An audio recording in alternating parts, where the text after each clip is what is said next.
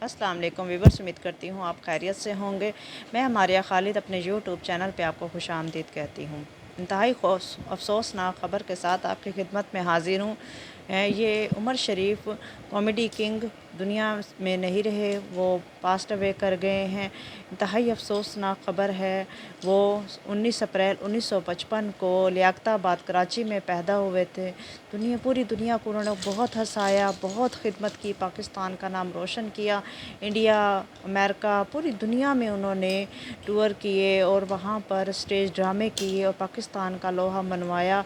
और आज वो इस दुनिया में नहीं रहे। 2 अक्टूबर 2021 को वो इस दुनिया से रुखसत हो गए। देखिए, काफ़ी दिनों से वो अलील थे, दिल के आर्जे में मुब्तला थे। क्लिपिंग होनी थी और पाकिस्तान में इसकी क्लिपिंग नहीं होती थी, अमेरिका में क्लिपिंग होनी थी उनकी, क्योंकि उनके दिल की रग है वो लीक कर गई थी, वेन लीक कर गई थी, जिसकी क्लिपिंग होनी थी।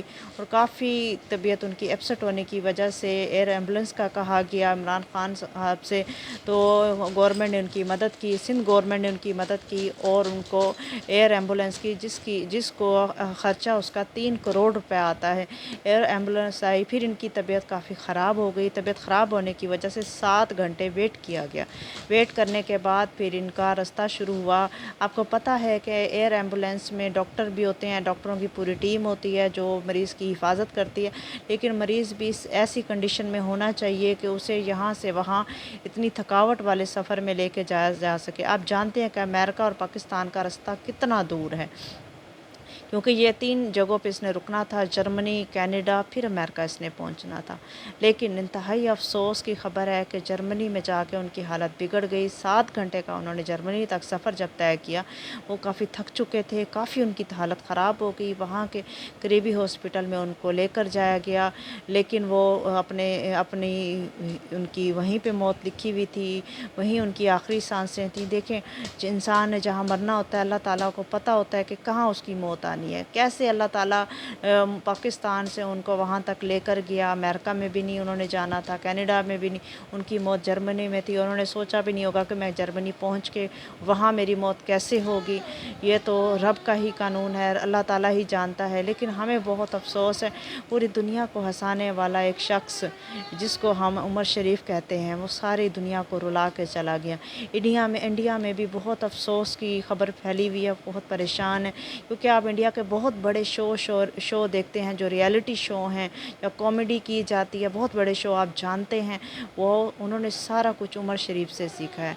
एक मोइन अख्तर थे जो पूरी दुनिया को रुला के चले गए थे, जो पाकिस्तान में उन्होंने उनका एक मकाम था कॉमेडी का, और एक ये उमर शरीफ। इंडिया भी हिल गया इससे, क्योंकि उनकी कॉमेडी जैसी कॉमेडी कोई नहीं कर सकता था। ये सारे शागिर्द बैठे हैं वहाँ पे उनके।